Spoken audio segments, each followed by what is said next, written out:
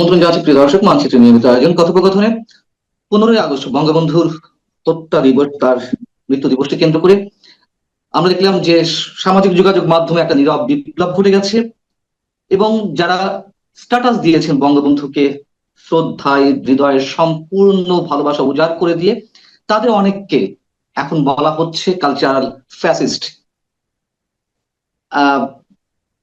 কেন এমনটা ঘটছে? শোক জানানো যাবে না, কথা বলা যাবে না, ফেসবুকে একটা স্ট্যাটাস দেওয়া যাবে না। আমরা আসলে কোথায় আছি এই বিষয়ে কথা বলবো। যিনি এর মধ্যে কালচারাল ফ্যাসিস্ট হিসেবে অন্যতম হিসেবে চিহ্নিত হয়েছেন, গণমাধ্যম ব্যক্তিত্ব চিকিৎসক ডাক্তার আব্দুল মুত্তুর স্যার আমাদের সঙ্গে রয়েছেন। ডাক্তার আব্দুল মুত্তুর স্যার, আপনাকে স্বাগত জানাচ্ছি। আপনার কাছে জানতে চাইবো আসলে এমনটা কেন ঘটছে, কারা করছে, উদ্দেশ্য কি। তার আগে আমি দর্শকদের উদ্দেশ্যে আপনার যে আবেগঘন ছোট্ট একটি স্ট্যাটাস দিয়েছিলেন 15ই আগস্ট রাতে, সেটি একটু দর্শকদের উদ্দেশ্যে আমি পড়ে শোনাতে চাই।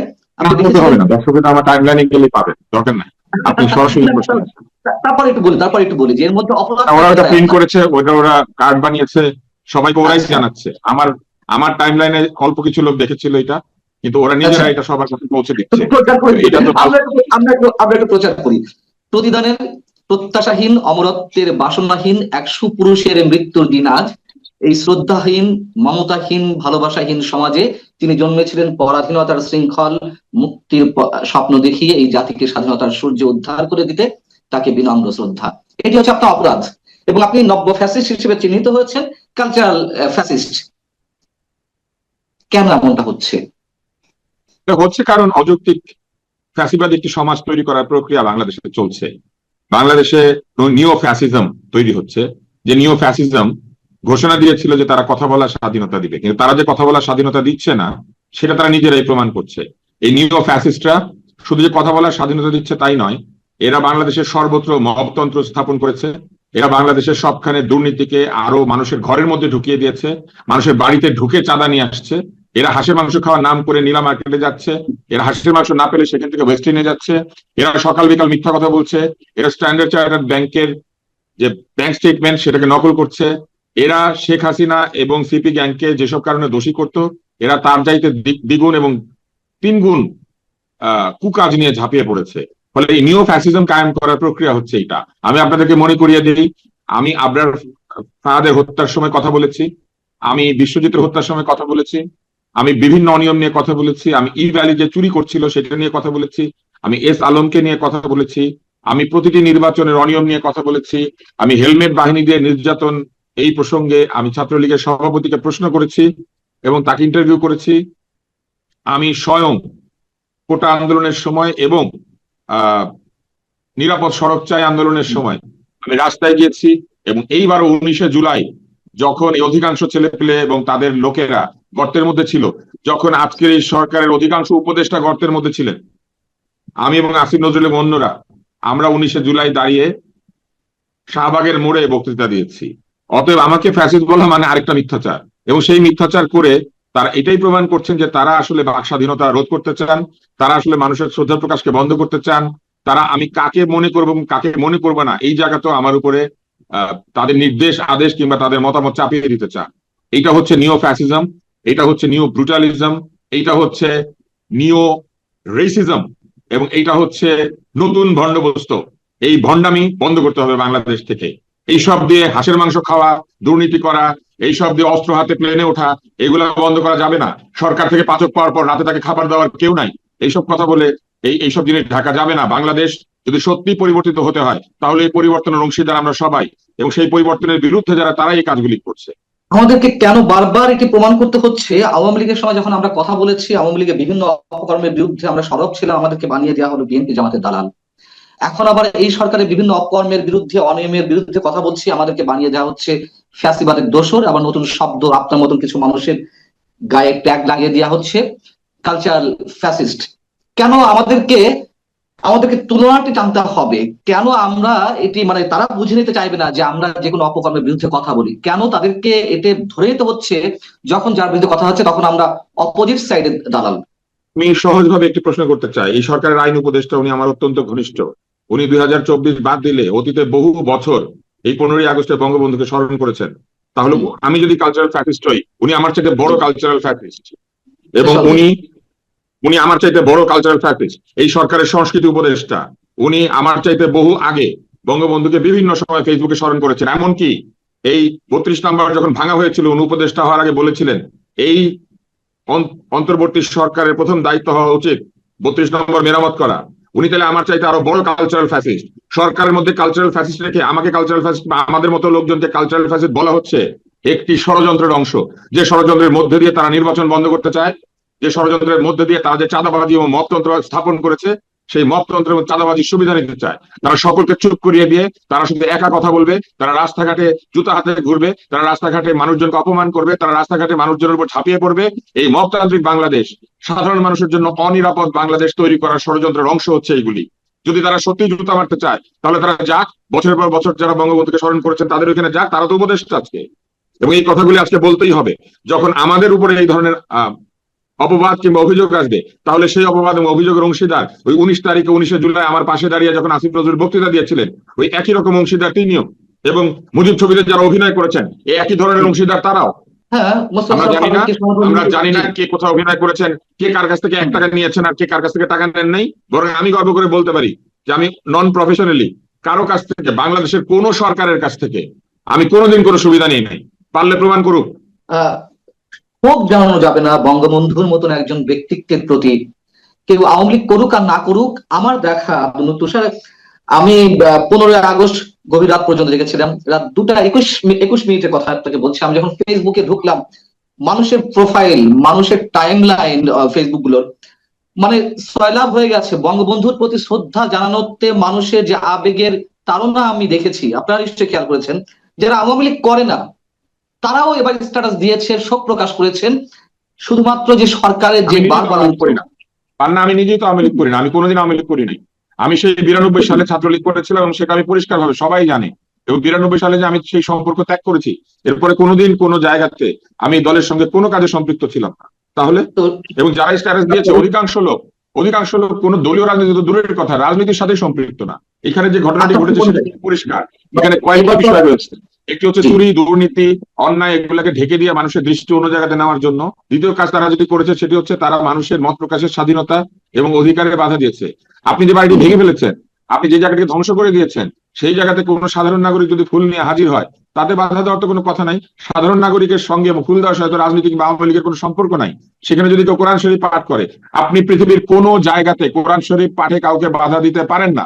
কোরআন পাঠে বাধা দেওয়া হচ্ছে ইসলামের বিরুদ্ধাচরণ করা, ধর্মের বিরুদ্ধাচরণ করা এবং ধর্মের বিরুদ্ধে গিয়ে অবস্থান নেওয়া। কোরআন পাঠে কোনো মুসলিম কোথাও কাউকে বাধা দিতে পারেন। ফলে কেউ যদি সেখানে দোয়া পড়তে চান, তাকে বাধা দেওয়া হচ্ছে সরাসরি ধর্মের বিরুদ্ধাচরণ করা। এবং কেউ যদি সেখানে শ্রদ্ধা প্রকাশ করতে চান, সেটা হচ্ছে যার যার নাগরিক অধিকার। সেই নাগরিক অধিকারে কেন কেউ হস্তক্ষেপ করবে? একটা ভেঙে দেওয়া বাড়ি, যে বাড়িটার অলমোস্ট চিহ্ন নাই, সেই বাড়িতে গিয়ে যদি কেউ তার শোক প্রকাশ করতে চায়, সেখানে তারা কেন বাধা দিবেন? কবর জিয়ারত করায় বাধা আছে? আপনার যদি পরিচিত কেউ থাকেন, তার বাড়িতে তার মৃত্যুর দিনে যাওয়ায় বাধা আছে? এগুলা কি রাজনৈতিক কর্মকাণ্ড? এখানে কি আওয়ামী লীগ নিষিদ্ধকরণের সাথে এই রাজনৈতিক কর্মকাণ্ডের কোনো মিল আছে? কোনো মিল নাই। এবং তাদের কাছে সবচাইতে বড় নিরাপত্তাহীনতা তৈরি হচ্ছে এই জায়গাতে, তারা দেখেছেন সাধারণ মানুষের একজন ব্যক্তির প্রতি শ্রদ্ধা দিচ্ছেন। আমার স্ট্যাটাসটা আপনি পড়বেন, এখানে কোথাও কোনো ব্যক্তির নাম নাই। খুব সূক্ষ্মভাবে চিন্তা করেন, কোনো ব্যক্তির নাম নাই। তার মানে আমি যখন বলেছি সুপুরুষ, সুপুরুষ বললে তারা তাকে বুঝে। স্বাধীনতা সূর্য উদ্ধার করেছেন, এটা বললে তারা তাকে বুঝে। এই দিন তিনি মারা গিয়েছেন, এটা বললেও তারা তাকেই বুঝে। আর যদি তারা তাকে নাই বুঝে, তাহলে তোমার স্ট্যাটাসটা মিথ্যা। এই মিথ্যা স্ট্যাটাস নিয়ে তাদের এত চিন্তার কারণ কি? আমি যখন সুপুরুষ বলেছি, আমি যখন বলেছি সুপুরুষ, আমি যখন বলেছি যে প্রতিদানের আশা করে নাই, আমি যখন বলেছি এটা ভালোবাসাহীন মমতাহীন সমাজ, আমাদের সমাজ কি ভালোবাসা এবং মমতাহীন? তাহলে তারা স্বীকার করে নিয়েছেন যে আমি যে সমাজের কথা বলেছি সেটাই বাংলাদেশের সমাজ, যে সমাজে ভালোবাসা নাই, মমতা নাই, শ্রদ্ধা নাই, ইজ্জত নাই। এবং তারা এটাও স্বীকার করে নিয়েছে যে সুপুরুষ বললে তারাও তাকেই বুঝে। কোথাও যার নাম নাই, আপনি দেখেন একটা নামহীন স্ট্যাটাসকে তারা তার সঙ্গে যুক্ত করেছেন। তার মানে কি? তার মানে হচ্ছে তারা মূলত রাজনৈতিক উদ্দেশ্যেই কাজগুলি করছেন। তারা মূলত এই জন্য করছেন যে বাংলাদেশে যাতে নির্বাচন না হয়, বাংলাদেশে যাতে গণতন্ত্র না আসে, বাংলাদেশে যাতে মানুষ গণতন্ত্রের পক্ষে যারা কথা বলে, যারা নির্বাচন চায়, তাদের মুখ বন্ধ করা যায়। তারা চেষ্টা করছেন, আওয়ামী লীগকে তাড়িয়েছেন, তারা বিএনপিকেও তাড়াবেন। শুধু তারা থাকবেন এবং রাস্তাঘাটে মানুষকে এইভাবে বেইজ্জত করবেন। এটা হচ্ছে তাদের লক্ষ্য। তারা একটা বেইজ্জতির বাংলাদেশ তৈরি করতে চায়। তারা সারা বাংলাদেশ, শুধু না, সারা পৃথিবীকে দেখাতে চায় যে বাংলাদেশ একটা বেয়াদবের দেশ। জীবিত বঙ্গবন্ধুর চেয়ে যেমন মৃত বঙ্গবন্ধু নিঃসন্দেহে অনেক বেশি শক্তিশালী, তাহলে 32 নম্বর যে ছিল সেই 32 নম্বর তো এখন চিহ্ন পর্যন্ত নেই, একটা ধ্বংসস্তূপ।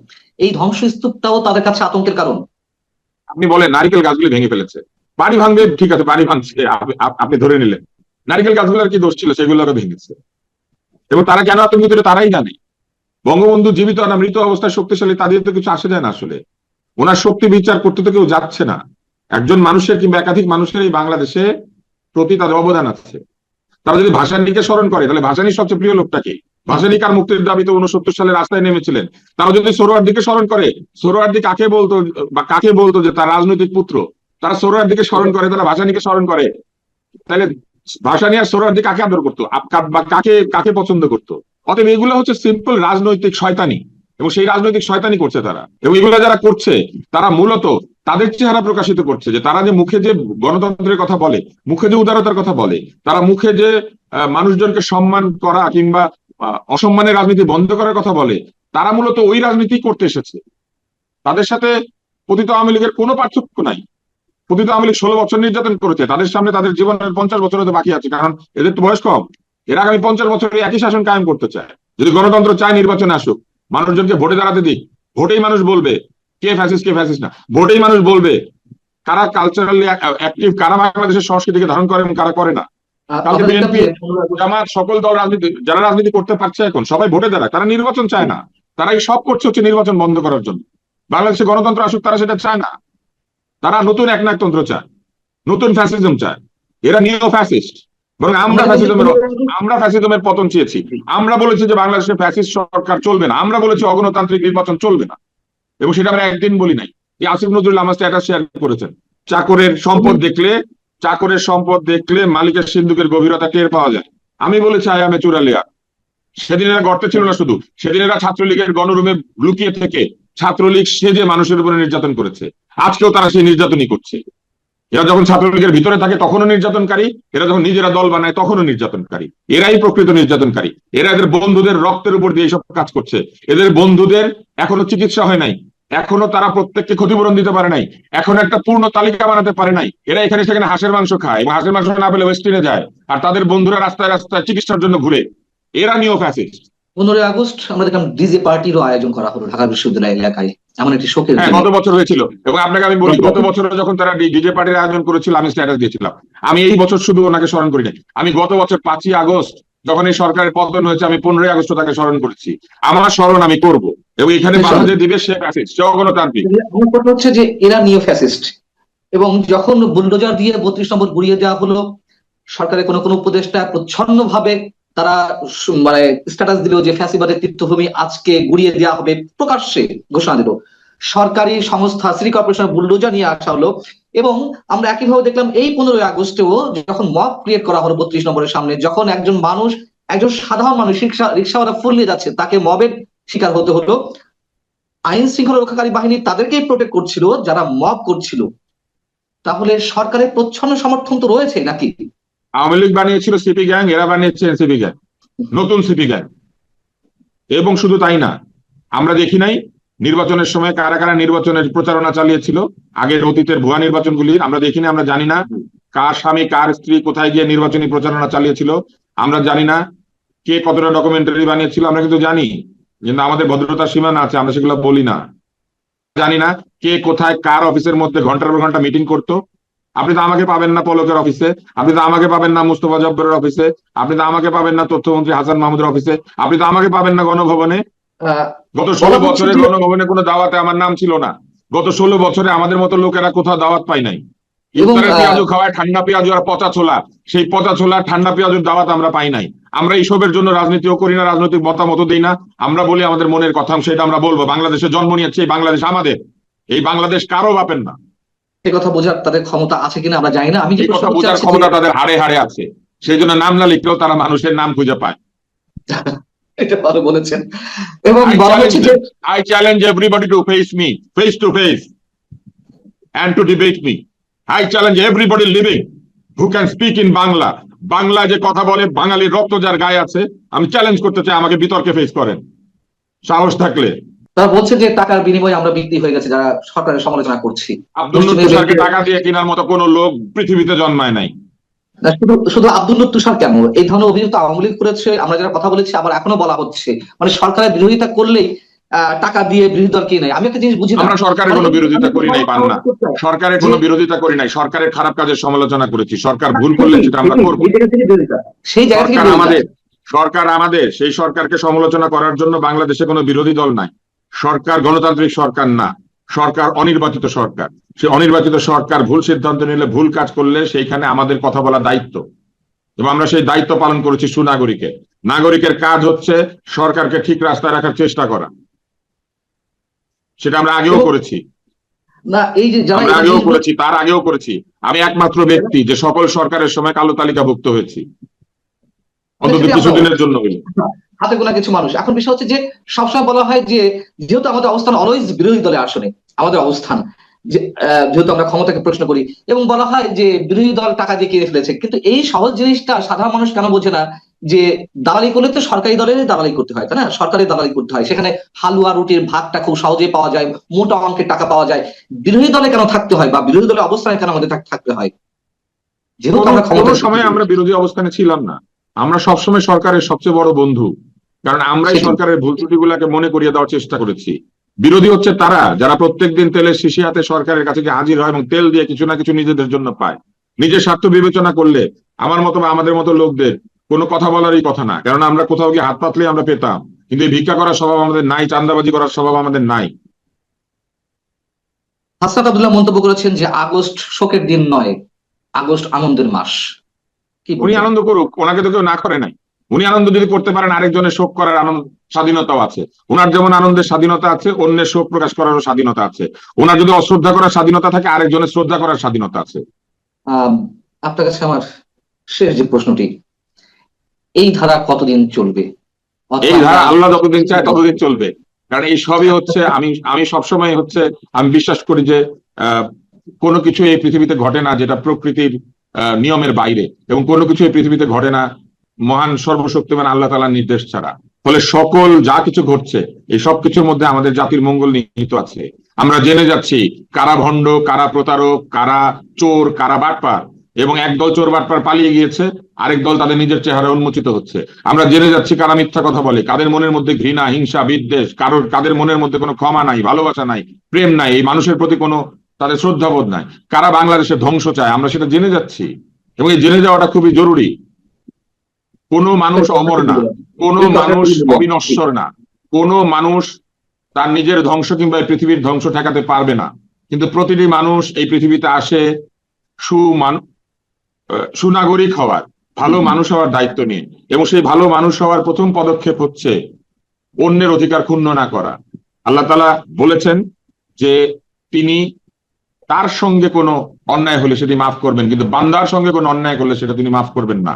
এইটাকে বলা হয়েছে হাক্কুল ইবাদ। যারা হাক্কুল ইবাদ ক্ষতিগ্রস্ত করে, যারা হাক্কুল ইবাদ মানে না, যারা হাক্কুল ইবাদ ভঙ্গ করে, আল্লাহ তাআলা বলেছেন যে ক্ষতিগ্রস্ত ব্যক্তি তাকে ক্ষমা না করা পর্যন্ত তিনি ক্ষমা করবেন না। ফলে যারা অন্যের অধিকার ক্ষুণ্ণ করে, যারা অন্যের মুখ চেপে ধরে, যারা অন্যকে অপমান করে, যারা অপমানের সংস্কৃতির মধ্যে দিয়ে এই বাংলাদেশকে একটি ঘৃণা বিদ্বেষপূর্ণ একটি জনপদে পরিণত করতে চায়, তাদের জন্য আমরা প্রার্থনা করতে পারি। এরা বোঝে না সক্রেটিসের মতো, যেরা জানে না এরা বোঝে না যে এরাই আসলে হিংসা করছে। এরা জানে না যে আগুন তারা প্রজ্বলিত করছে, সে আগুন একসময় তাদেরকে স্পর্শ করবে, এবং সেই আগুন নেভানোর জন্য এই বাংলাদেশে কোনো মানুষ অবশিষ্ট থাকবে না। এই বাংলাদেশ থেকে যদি লিবারেল মানুষেরা, উদার মানুষেরা চলে যায়, তাহলে মধ্যপন্থী মানুষেরা যদি চলে যায়, তাহলে এই আগুন নেভানোর ক্ষমতা এই বাংলাদেশে আর কারো থাকবে না। তারা যা করছেন, এটা বাংলাদেশকে একটি অত্যন্ত বিপদ সংকুল জনপদে পরিণত করছেন, যেখানে প্রতিটি মানুষকে অবিশ্বাস করবে, এবং এই অবিশ্বাসের বাংলাদেশ তৈরি করার মধ্যে দিয়ে তারা মূলত বাংলাদেশের সর্বোচ্চ ক্ষতি সাধন করছেন। আপনি বিজ্ঞানের কথা বললেন, প্রকৃতির কথা বললেন, প্রকৃতির বিচার আছে। আপনি ধর্মের কথা বললেন, সৃষ্টিকর্তার বিচার আছে, এবং বিজ্ঞানও তো সেটি বলে প্রত্যেক ক্রিয়ারই একটি সমান প্রতিক্রিয়া আছে। এরা কি সেগুলো কিছুই বোঝে না? ভাবে চিন্তা করেন, যার বয়স 86 বছর, 84 বছর, এই প্রতিক্রিয়া তাকে স্পর্শ করবে না অথবা করতে নাও পারে, কিন্তু যার আজকে বয়স 30 বছর, তাকে কিন্তু এই প্রতিক্রিয়া স্পর্শ করবে। এবং আজ হোক কাল হোক, আজ থেকে 30 বছর পরে হোক, 40 বছর পরে হোক, এদের সন্তানেরা এদেরকে অপমান করবে, এদের নাতি নাতিরা এদেরকে অপমান করবে, এদের এই বাংলার মাটি, পানি, জল সবকিছু এদেরকে অপমান করবে। কারণ অসম্মানের সংস্কৃতির মধ্যে দিয়ে কোনোদিন মানবিক সমাজ তৈরি করা যায় না। অসম্মানের সংস্কৃতির মধ্যে দিয়ে, অন্যায়ের মধ্যে দিয়ে কোনোদিন ন্যায়কে প্রতিষ্ঠিত করা যায় না। অহংকার এবং ক্ষমতার দম্ভের মধ্যে দিয়ে কোনোদিন নিজেকে ক্ষমতায়িত করা যায় না। এবং আজকে নিজের দুই পা চেয়ারের চার পাকে একসঙ্গে করে যারা নিজেদেরকে 6 পা বলে ভাবছেন, এদেরকে বুঝতে হবে এরা তেলাপোকার মাকড়সার জায়গাতে নিজেকে নিয়ে যাচ্ছেন। এদের মনে রাখতে হবে যে এই 6 পা না, বরং সেই মানুষই শ্রেষ্ঠ মানুষ, যে মানুষ তার নিজের 2 পায়ের উপর দাঁড়িয়ে মাথা নত করে না। আমরা শেষ করবো ডক্টর আবু তুষার, আমাদের উপসংহার টানার কিছু নেই। আপনি যা বলেছেন প্রতিটি লাইন, প্রতিটি শব্দ, এগুলো আসলে খণ্ডন করার কিছু নেই। না, খণ্ডন করার সবকিছু আছে। এটা খণ্ডন করার জন্য জুতা আছে, এটা খণ্ডন করার জন্য তাদের কাছে অন্যান্য জিনিস আছে, কিন্তু যা নাই সেটা হচ্ছে বিদ্যা আর বুদ্ধি, যা নাই সেটা হচ্ছে কলম, যা নাই সেটা হচ্ছে মানুষকে সত্য কথা বলার ক্ষমতা, যা নাই সেটা হচ্ছে নিজের চেহারায় দাঁড়িয়ে সামনাসামনি মুখোমুখি একজনের সঙ্গে কথায় এবং কাজে প্রতিদ্বন্দ্বিতা করা। এরা নির্বাচনে হারবে, এরা কথায় হারবে, এরা বিদ্যা এবং বুদ্ধিতে হারবে, কারণ এদের লেখাপড়ার দিকে মনোযোগ নাই, এদের কাজের দিকে মনোযোগ নাই, এদের মনোযোগ হচ্ছে শুধু প্রতিপক্ষকে দমন করার মধ্যে। অতীত স্বৈরাচারের সবচেয়ে বড় আদর্শিক উত্তরাধিকার হচ্ছে এরা।